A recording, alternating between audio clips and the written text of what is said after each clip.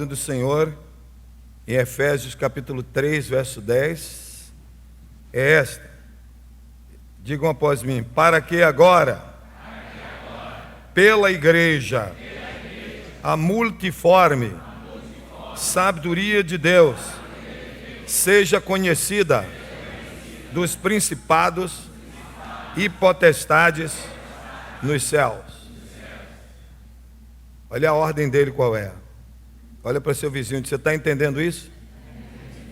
O Deus da Bíblia está determinando que a igreja proclame diante dos principados e potestades nos céus a multiforme sabedoria de Deus. Diga: nós, como igreja do Senhor Jesus, na terra, conforme a palavra de Deus, em Efésios 3:10, proclamamos agora a multiforme sabedoria de Deus, para que seja conhecida dos principados e potestades do céu. No nome de Jesus. Amém. Olha o que diz o texto que foi anunciado. É o Senhor Jesus quem está falando. E Ele está dizendo: não se turbe o vosso coração. Credes em Deus, crede também em mim. Agora vamos para o versículo 2. Após mim: na casa do meu Pai, na casa do meu Pai existem muitas moradas. Se não fosse assim, eu vou-lo teria dito. Vou preparar-vos o lugar. E eu vou a vos preparar lugar. E então eu virei outra vez e vos levarei para mim mesmo, para que onde estiver eu, estejais vós também comigo.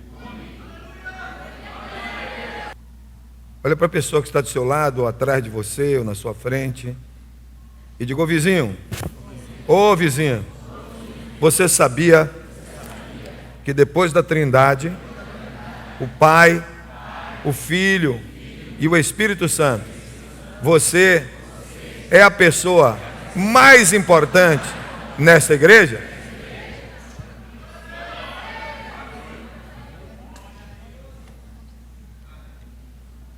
Está entendendo ou não? Agora preste atenção no texto que nós lemos. O Senhor Jesus, Ele diz assim: eu vou preparar-vos lugar. O que é que Jesus está falando conosco através dessa escritura?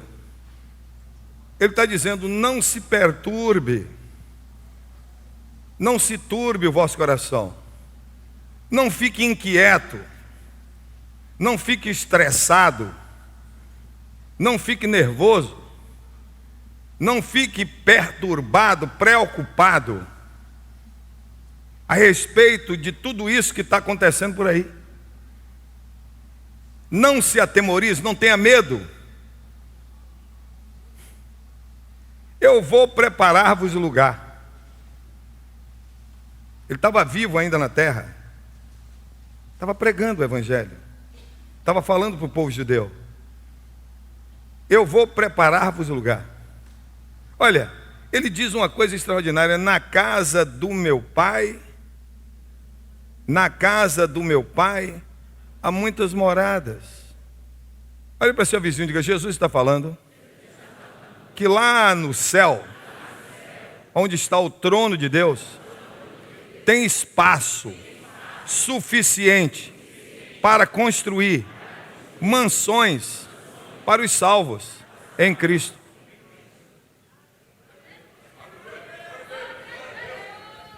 Ele está dizendo: olha, lá tem muito espaço, tem muito terreno celestial.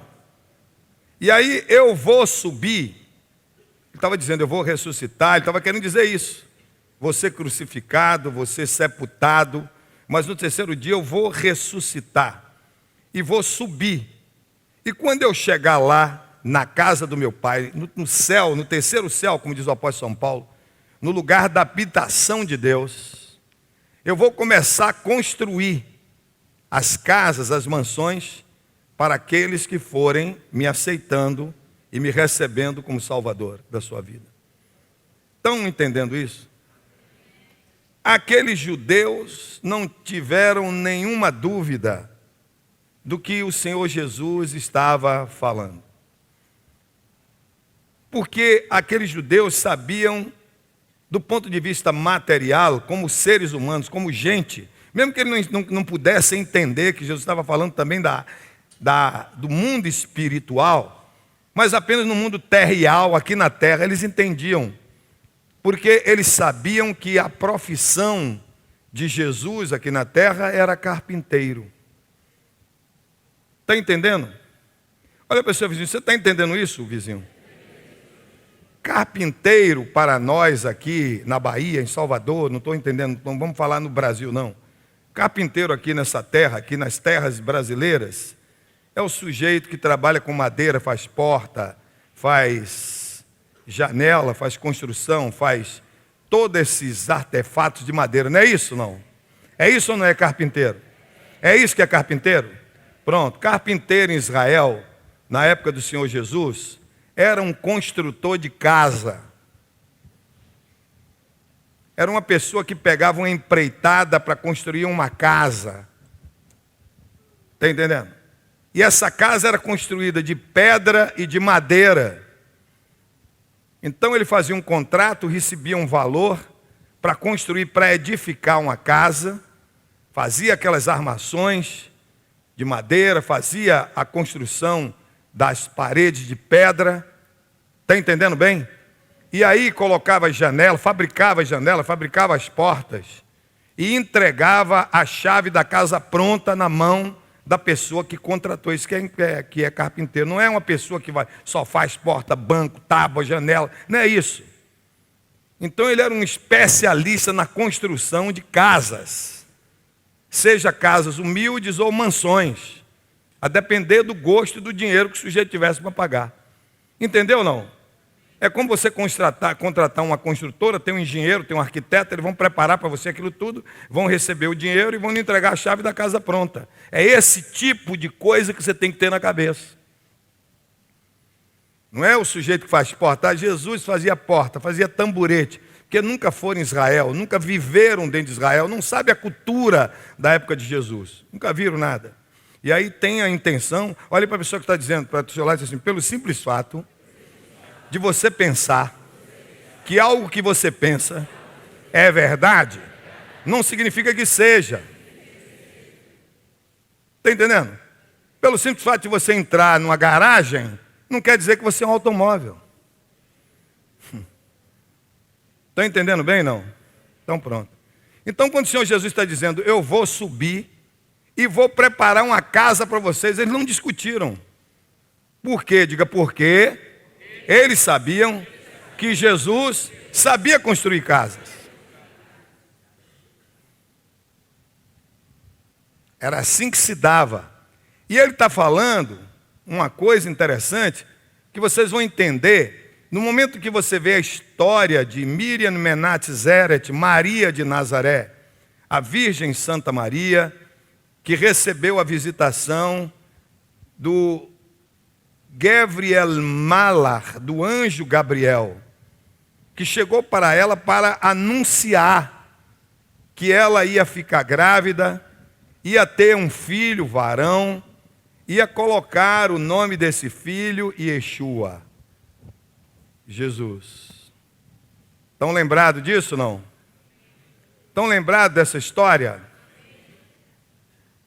Vai colocar o nome dele Yeshua, Jesus, que significa salvação, salvador, porque ele vai salvar o povo dele dos pecados do povo. Foi a promessa que Deus mandou fazer a respeito deste homem chamado Jesus.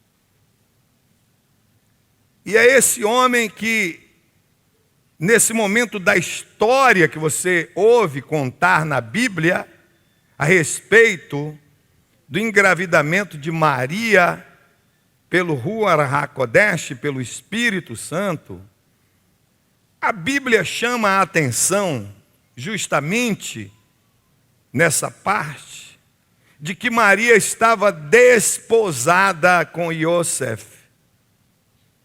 Maria estava desposada com José. Estão lembrados disso? Hein? Olha para seu vizinho e diga, olha aqui, vizinho. Desposamento em Israel não é casamento igual no Brasil. É igual a noivado no Brasil. Entendeu ou não? Então ela estava desposada com Yosef, com José. Ela estava noiva de José. Estavam noivos, preparando-se para casar. Está entendendo, não? E aí, como é que se dava o desposamento? O desposamento era um pouco mais forte do que noivado, diferente do nosso noivado aqui.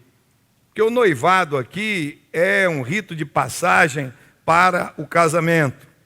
Mas não significa que você que está noivo vai levar sua noiva para a cama, porque isso é prostituição. Isso é safadeza. E o reino de Deus condena isso.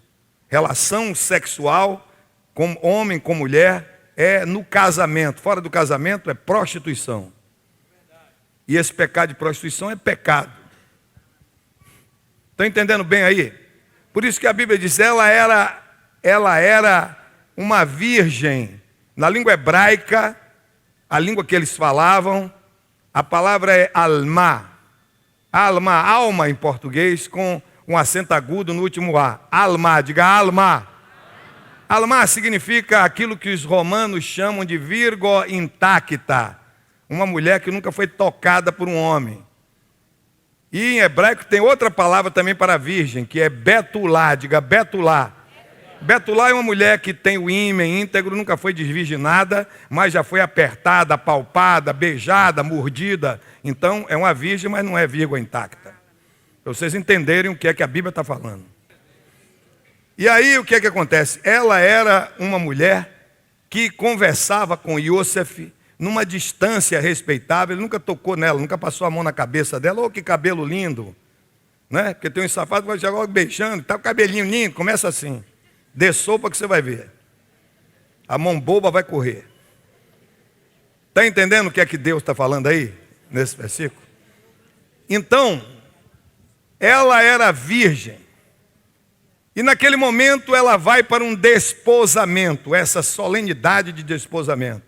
Vai para a sinagoga, para a igreja, e lá o bispo da igreja, chama-se Rabino, recebe aquelas duas famílias. A família de Maria e a família de José. Eles se dirigem para a frente do Rabino, levando Maria e levando José para a cerimônia de despojamento. E ali o Rabino abençoa ambos, abençoa aquela união deles dois. Quando ele termina de dar brahá, a bênção, isso na época de Jesus, o que é que acontece? A família de Maria levou Maria para a casa da família de Maria.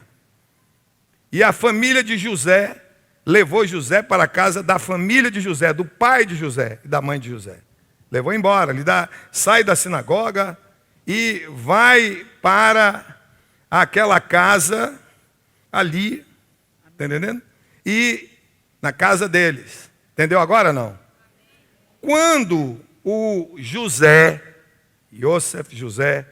chega na casa do pai dele e entra na casa do pai dele com o pai atravessa a casa e vai para o fundo da casa. Aqui, fundo da casa, aqui em Salvador, chama-se quintal. Quem é que sabe o que é quintal? Levanta a mão. Aí todo mundo sabe. Então pronto. Então vai para o quintal. Quando chega no quintal, lembrem-se que os judeus daquela época, eles usavam um bordão, um pedaço de pau, andavam com um pedaço de pau na mão, um bordão, uma vara na mão, todos eles, todo homem. entendendo? Que era um instrumento de defesa, um instrumento de proteção, que tinha muitas feras, muitas coisas soltas. Então ele andava com aquele pau na mão. Aquele bordão. Quando ele chega aqui, aqui é a casa dele, vamos entender. Ele entrou ali na frente da casa e vem andando aqui, ó, para o quintal. Aqui é o quintal.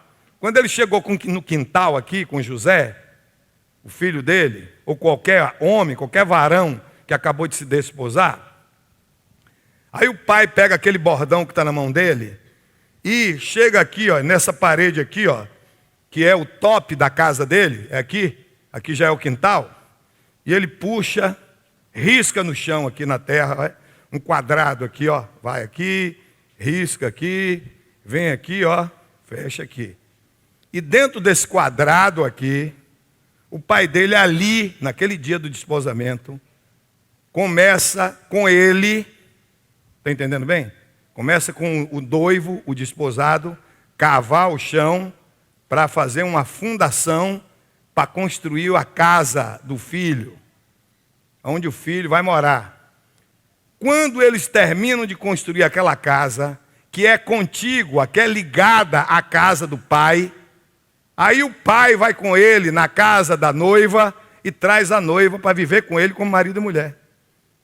Entenderam como era a cultura? E na hora que Jesus diz assim, eu vou preparar lugar, na casa de meu pai há muitas moradas. Eu vou preparar lugar. E quando eu for preparar lugar, é por isso que a Bíblia, pela boca de judeu que escreve a Bíblia, chama Jesus de o quê? O noivo. E a igreja de quê? É a noiva. Então terminou sua casa, terminou a minha casa, terminou a casa do povo, o que é que o noivo vem fazer? Vem buscar a noiva para casar. É por isso que Apocalipse diz assim, vai celebrar as ceias das bodas do Cordeiro, ou seja, as ceias do casamento de Jesus com a sua igreja. Agora vocês não têm dúvida, tem dúvida não? Entenderam o que é que está dizendo? Então pronto. Povo inteligente, vou dizer para você, viu? Então, depois que a gente leu esse texto, a gente vai para Tessalonicenses. A gente vai para Tessalonicenses, 1 Tessalonicenses. Acharam aí o texto de 1 Tessalonicenses? No capítulo de número 4. 1 Tessalonicenses, no capítulo de número 4. Versículo 13 em diante. Não quero, porém, irmãos, que sejais ignorantes acerca dos que já morreram, para que não vos entristeçais, como os demais que não têm esperança. Porque se cremos que Jesus morreu e ressuscitou, assim também aqueles que morreram em Jesus, Deus os fará ressuscitar, para Jesus tornar a trazer com ele. Aí você tem que entender isso. No momento que a pessoa morre, crente em Jesus, salvo em Jesus, né? O anjo do Senhor que se acampa ao seu redor, no momento que você aceita Jesus e se torna lavado e remido no sangue de Jesus, o Senhor destaca um anjo, né? Em tese, ordinariamente, comumente, é um anjo. Tem pessoas que o Senhor destaca 2, 3, é o problema dele, ele é soberano, ele faz o que ele quer. Mas a pessoa tem direito a um anjo do Senhor, que é um anjo chamado o anjo guardião da sua vida. Aonde você vai, o anjo vai com você. Está entendendo? Então, no momento que a pessoa que é servo de Deus, lavado e remido no sangue de Jesus, morre, o corpo da pessoa fica lá na cama, ou cai no chão, ou na rua, aonde quer que o sujeito tenha morrido, e o espírito, que é o eu verdadeiro da pessoa, que não morre, sai do corpo. E sai do corpo, fica parado na frente do corpo, olhando o corpo. Não sabe o que fazer. Vê o corpo lá, sabe que está morto. Está entendendo? E aí o anjo está a serviço dele, pega ele pela mão e começa a subir com ele, para levar ele para a morada celestial. Está entendendo como é que funciona? E aí ele vai. Se ele morreu sem Jesus, se ele não serve ao Senhor Jesus, acontece uma coisa semelhante.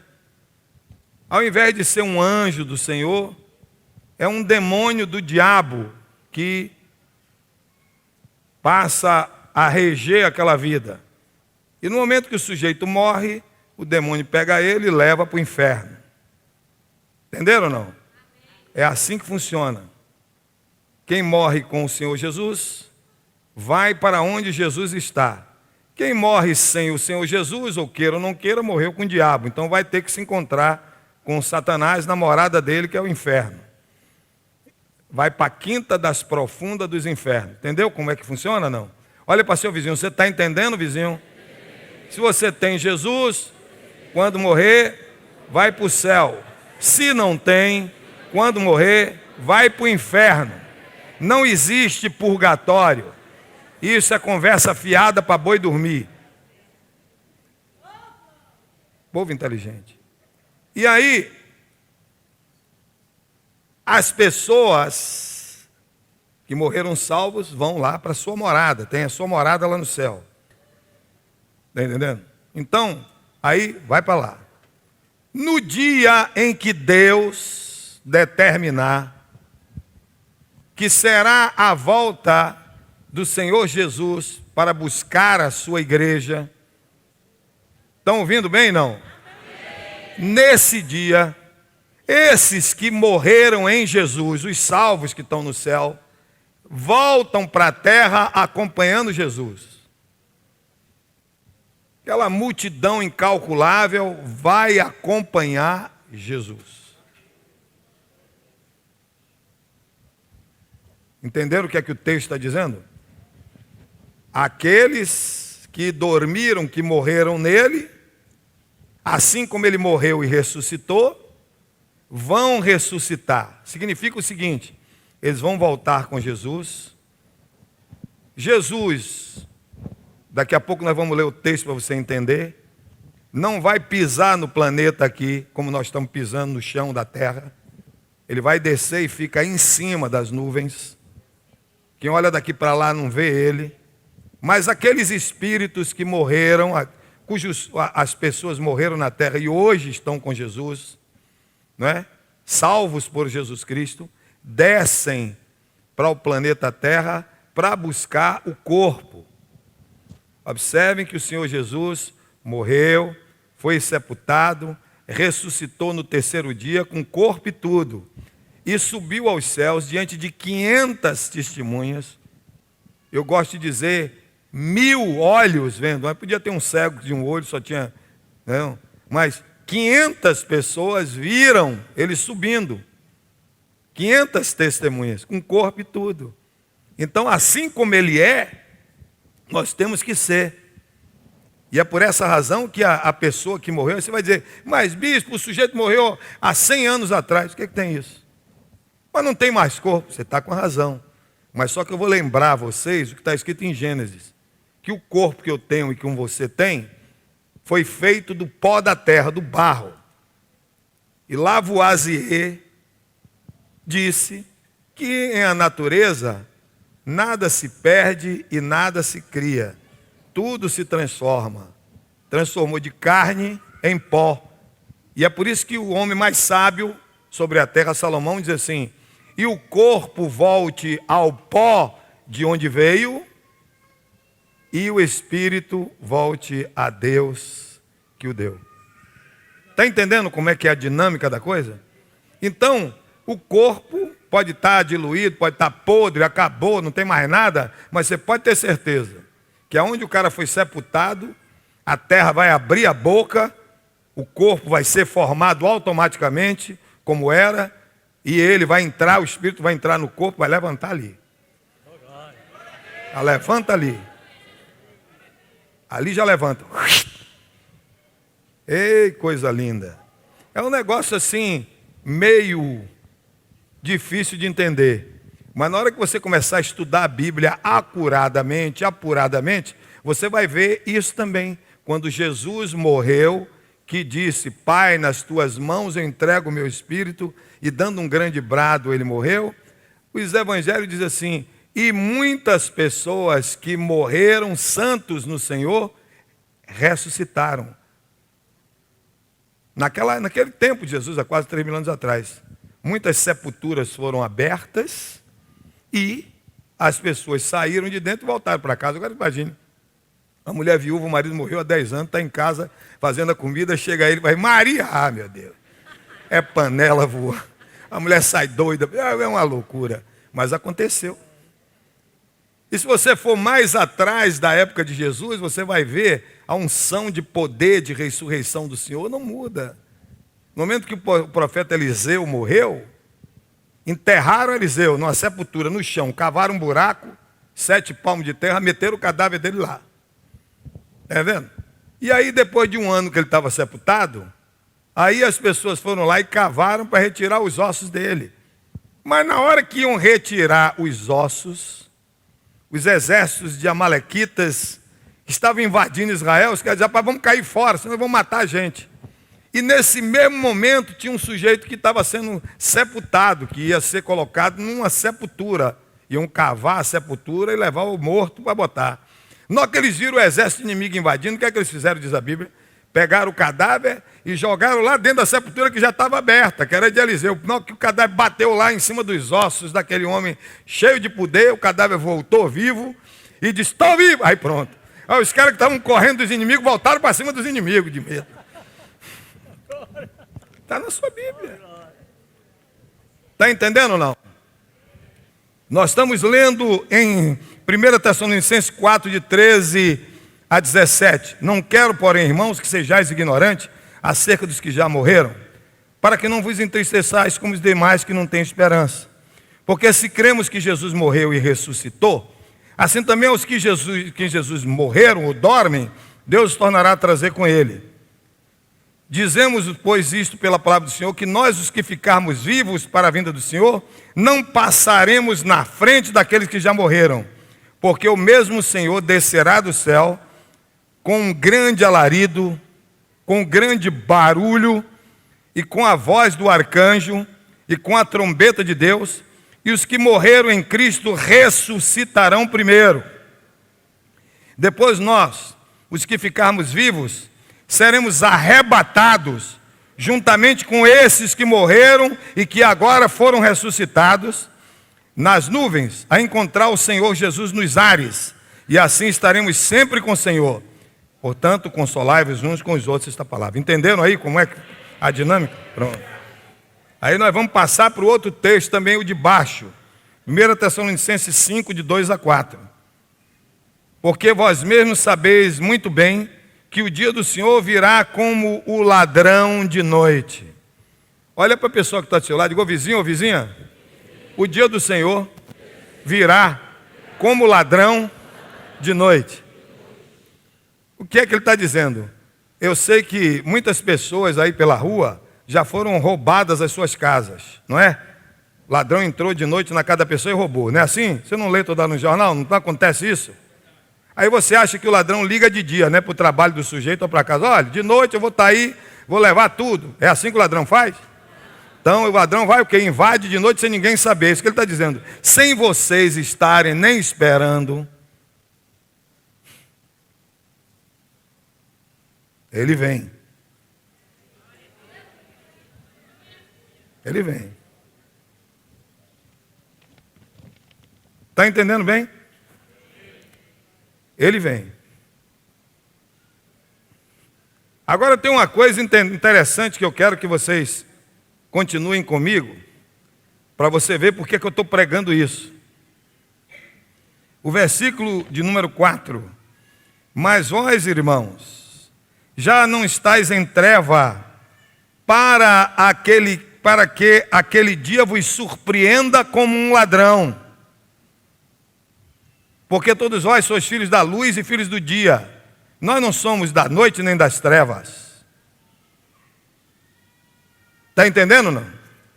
Então por que que nós que somos salvos não seremos surpreendidos da volta dele como um ladrão surpreende?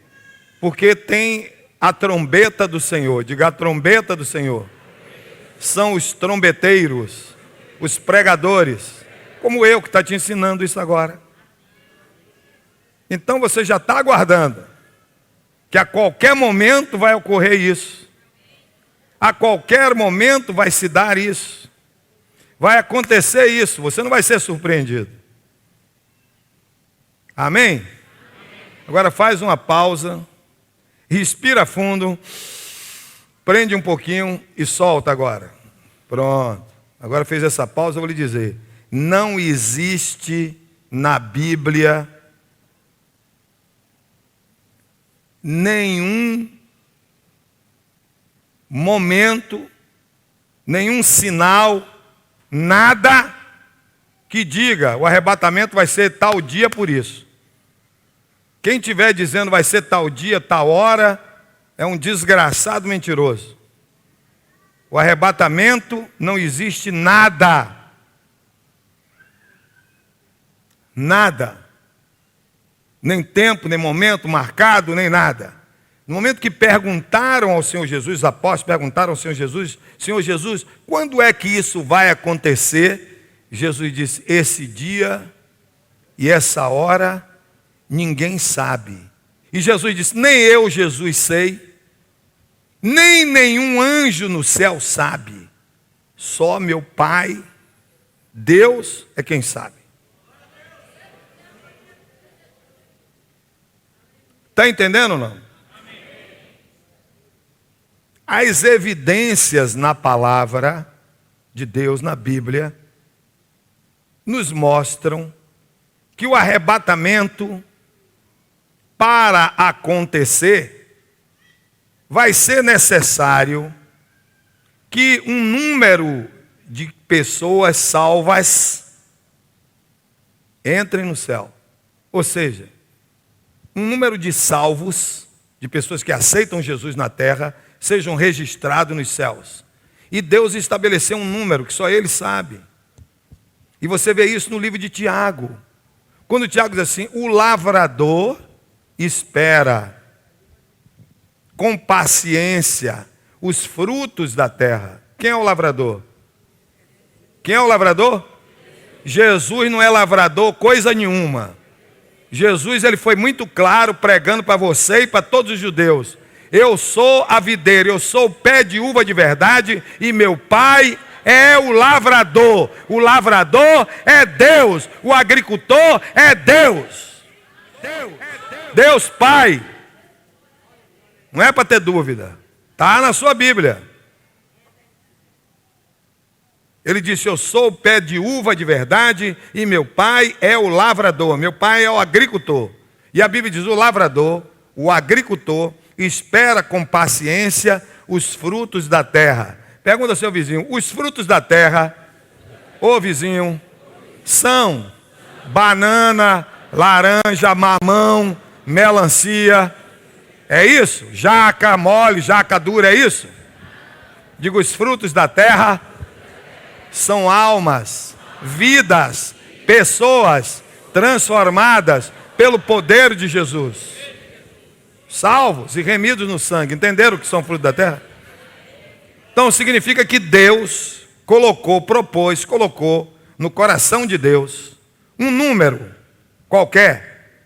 E ele diz, quando esse número completar, você volta para buscar. Você sabe qual é o número? Você sabe? Então pronto. Então não fica especulando. Ninguém sabe. Só Deus, o Pai, sabe. Então na hora que esse número completar, fechou, aí ele volta. Não abrir e não piscar de olhos. Não abrir e fechar de olhos. Entendeu? A Bíblia diz que o arrebatamento da igreja vão estar duas pessoas juntas, trabalhando na casa, trabalhando numa empresa, trabalhando em algum lugar, e uma pessoa será levada e a outra vai ficar. Ou seja, se as duas foram servas de Deus ou servos de Deus, salvos e remidos, vão os dois. Mas se um não for e o outro for, só vai o que é, né? E também a Bíblia, quando fala isso, assim, dois estarão dormindo juntos, um vai ser levado e o outro vai ficar. Tem marido que é crente e a mulher não é. Tem mulher que é crente e o marido não é. Então, na hora do arrebatamento, só vai os salvos. Nós vamos para Hebreus 10, 37. Hebreus capítulo 10, verso 37. Hebreus 10, 37. Olha o que diz aí. Olha o que diz Hebreus 10, 37. Porque ainda um pouquinho de tempo, o que é que tem? Olha aí. Aquele que há de vir. Sim, mas não para aí não. Não tardará. Tá por quê? Tá vendo porque quem estava cantando não tardará? Tá vendo aí? Aquele que há de vir, virá e não tardará. 2 Tessalonicenses 2, 3, 12. Volta para segundo. Nós falamos primeiro Tessalonicenses. Agora nós vamos para 2 Tessalonicenses. Nós estamos passeando na Bíblia. Capítulo 2.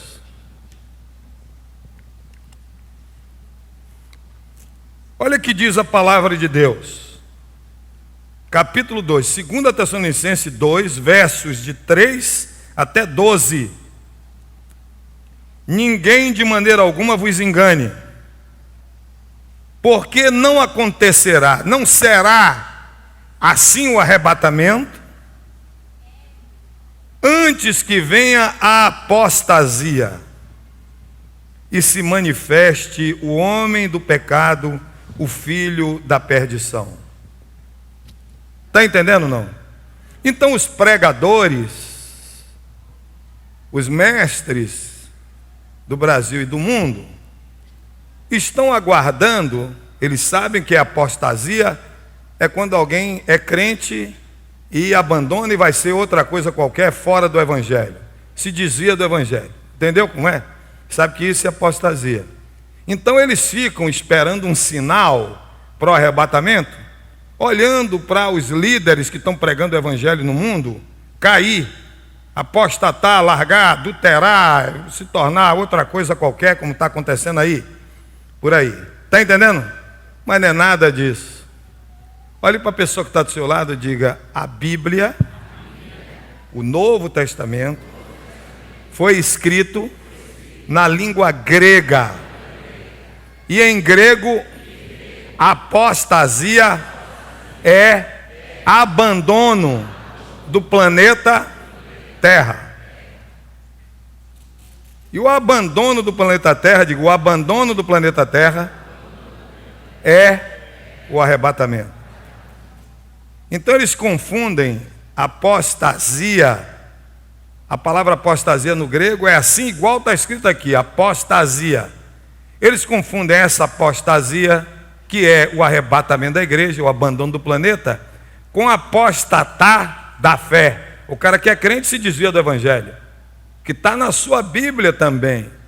Em 1 de Timóteo, capítulo 4, verso 1, aonde está escrito: e o Espírito Santo expressamente diz que nos últimos tempos, é aí que eles se confundem, muitos apostatarão da fé.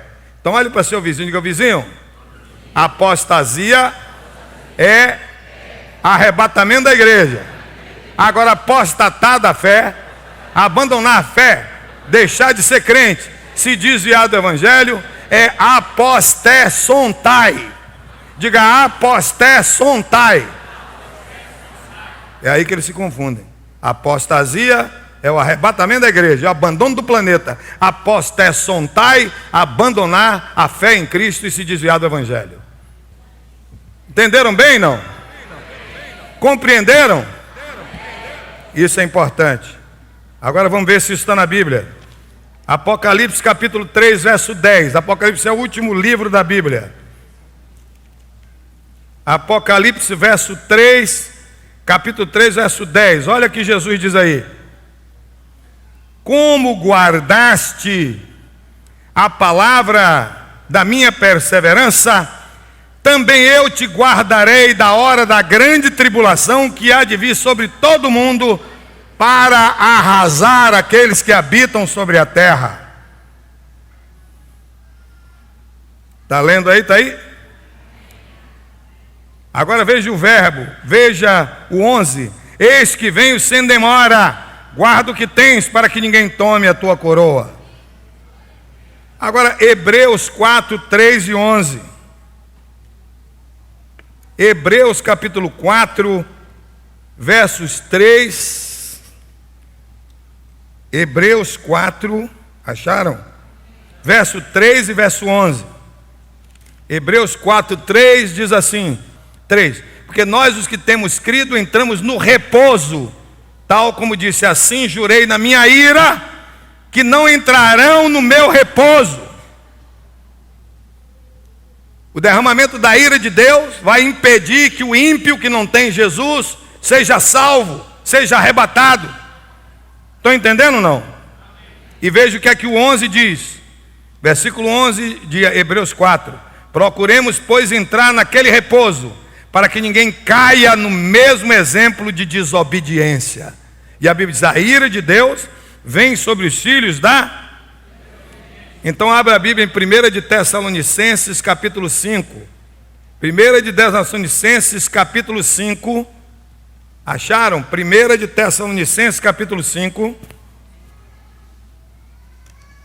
Verso de número 9. Porque Deus não nos destinou para a sua ira, mas para a aquisição da salvação por nosso Senhor Jesus Cristo.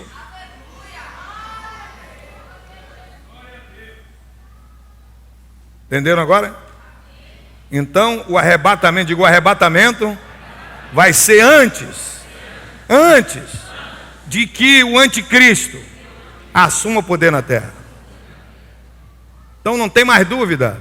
Primeiro, não existe data, não tem data prevista. É um número de pessoas que Deus colocou no coração dele, que vão aceitar Jesus, e quando esse número for completo, Deus manda Jesus em buscar. Entenderam isso? Segundo, vai ser antes que o anticristo assuma o governo mundial. O anticristo já está na terra, já está vivo, mas não assumiu por quê? Porque tem alguém pedindo que ele se manifeste. Quem é esse alguém? O Espírito Santo. Mas a Bíblia diz, se você ouviu o texto, leu o texto, que esse Espírito Santo vai sair da terra. Quando é que ele vai sair da terra? Quando a igreja subir. Ele vai embora. Aí o anticristo se manifesta. Entenderam bem? Pronto, agora está tudo bem, agora está bom. Vamos ouvir o coral?